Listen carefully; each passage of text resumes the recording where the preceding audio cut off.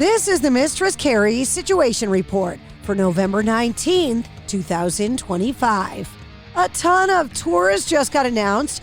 Motley Crue have announced the 2026 Summer North American Tour, celebrating both the 20th anniversary of their Carnival of Sins tour and the band's 45th anniversary.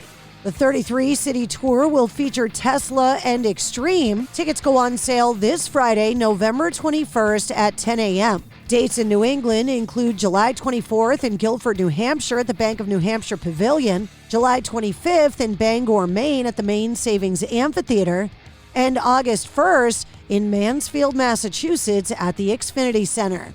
Weird Al Yankovic has announced a massive expansion to this year's Bigger and Weirder tour.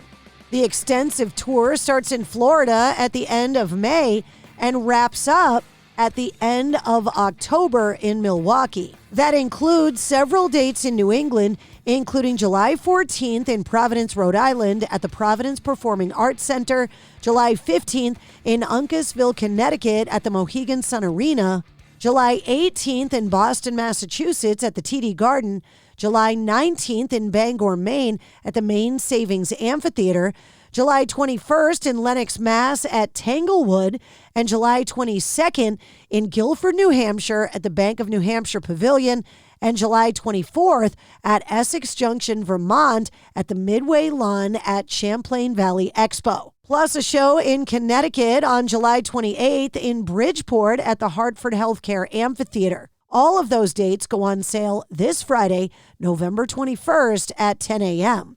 Lamb of God announced their return to the road starting in March, promising to be one of the heaviest tours of the year. Tickets go on sale this Friday, November 21st at 10 a.m. Lamb of God will be at the Mohegan Sun Arena in Uncasville, Connecticut on April 25th and at the MGM Music Hall at Fenway on April 26th. And Cheap Trick have announced 21 dates for their All Washed Up tour. That includes a stop on March 21st at the Grand Theater at Foxwoods Resort Casino. Cheap Trick's touring dates go on sale this Friday at 10 a.m. The Royal Mint has unveiled a new UK coin to celebrate one of the greatest frontmen of all time, Freddie Mercury. The collectible coin captures Freddie Mercury mid-performance at the height of his powers, showcasing the flamboyant frontman in full flow with his signature inscribed alongside his portrait. The coin comes as the 40th anniversary of Queen's show-stealing performance at Live Aid in July of 1985, and also the 40th anniversary of Freddie's first solo album, Mr. Bad Guy. Freddie Mercury's sister, Kashmira, visited the Royal Mint to strike the very first coin herself, making her an integral part of the historic tribute to her brother's legacy. Saying striking the first coin at the Royal Mint was such an emotional and proud moment for me, Freddie would have been absolutely delighted to see himself honored in this way and to know that his family was part of bringing this tribute to life. As part of the upcoming 50th anniversary reissue of Wish You Were Here, all 9 parts of Pink Floyd's Shine On You Crazy Diamond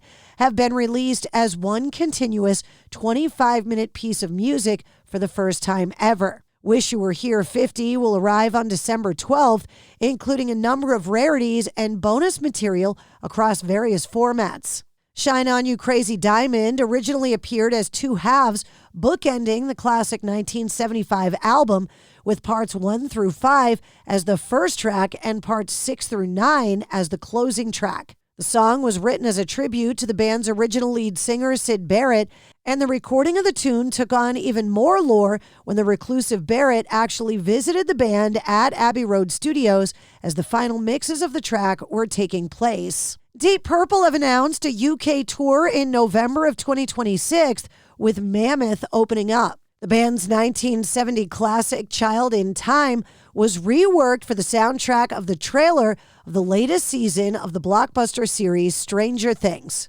Slipknot have announced they've sold a majority stake of their music catalog to Harborview Equity Partners.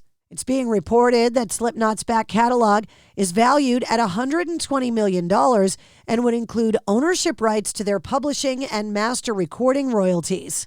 Slipknot's founding percussionist Sean Crahan, otherwise known as Clown, said in a statement, after 25 years of taking on the music business, we find ourselves with a partner that is willing to sign on to continuing what Slipknot started. Only they want to go even bigger. Get ready, hail the knot, he said. Founder and CEO of Harborview Equity Partners, Cherise Clark, said Slipknot's music has redefined heavy metal and created a global cultural phenomenon. We pride ourselves on having our finger on the pulse of culture, and with thorough analysis of audience engagement, we clearly see cultural impact of Slipknot from the 1990s to present, saying Harborview is honored to help preserve and amplify the group's work for decades and generations to come.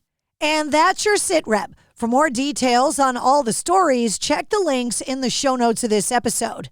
And don't forget to like, follow, share, comment, and subscribe to the Mistress Carrie Podcast. New full-length episodes come out every Wednesday. Episode 285, featuring Corey Bolio from Trivium, is available now.